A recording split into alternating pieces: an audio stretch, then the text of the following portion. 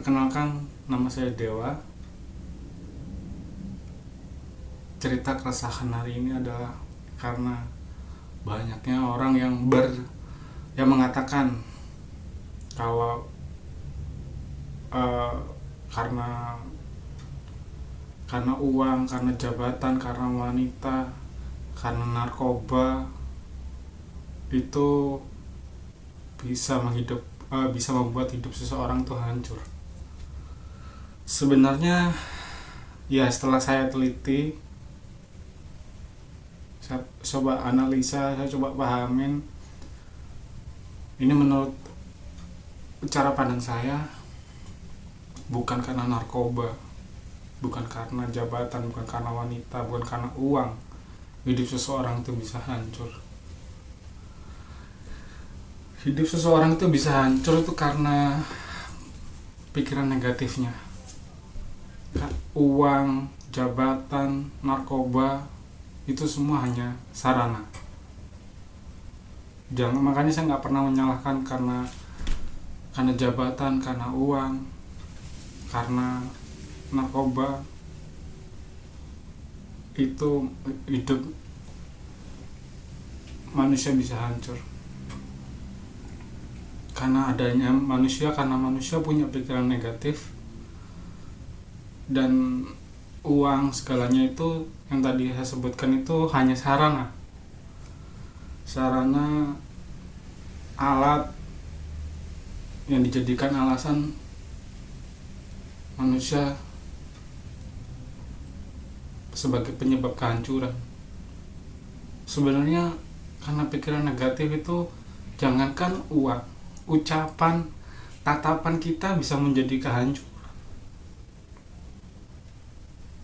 Ya contohnya sekarang ini banyak kan kasus-kasus orang gampang banget masuk penjara, gampang banget berkelahi sampai membunuh karena ucapan, karena tatapan, karena kayak laki-laki sama laki-laki dia ngeliat-liatan gitu, udah kalau emosinya kepancing udah kan.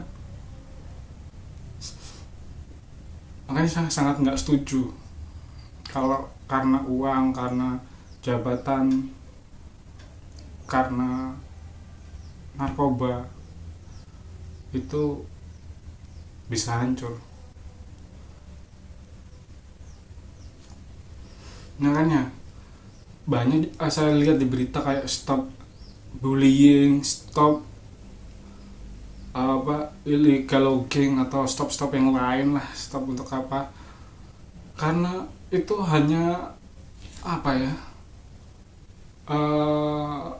saran aja istilahnya. Yang utama itu sekundernya, yang utama itu karena pikirannya. Makanya saya dari beberapa video yang kemarin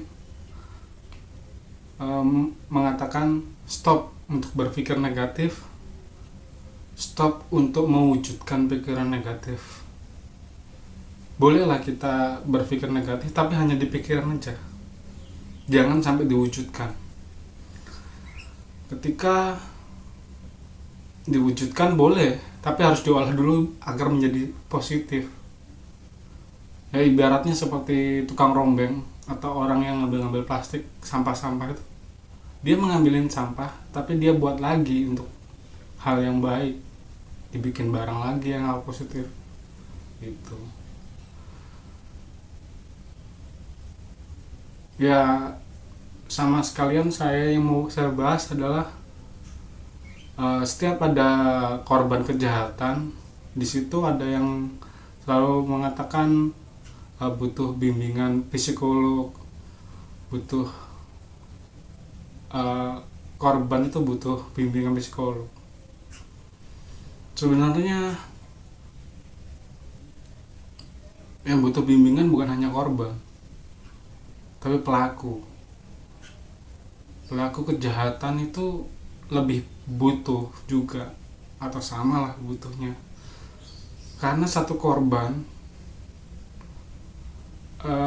itu mungkin dia nggak akan, kemungkinan nggak tahu ya, kecil atau besarnya dia akan akan melakukan kejahatan lah, balas dendam gitu. Tapi karena adanya satu pelaku bisa menyebabkan banyak korban atau menciptakan pelaku baru. Yang dari mana pelaku baru ini? Ya dari korban kekerasan itu tadi, korban kejahatan itu lagi. Makanya kalau yang saya dengar sering orang masuk penjara, keluar masuk penjara karena nggak ada yang bimbing pikirannya, nggak ada yang, selama ini karena korban aja. Saya sepengetahuan saya ya, atau kalau di penjara tuh dapat nggak kayak pelaku kejahatan di sana yang dapat bimbingan cara berpikirnya, cara ngatasin EQ-nya, emotional quotient-nya, anger management-nya diajarin nggak gitu selama di penjara. Kalau di penjara hanya istilahnya memenjarakan dirinya tapi tidak memenjarakan pola pikirnya, yang jahat itu kemungkinan besar atau ada kemungkinan lah kejahatan itu akan terulang lagi.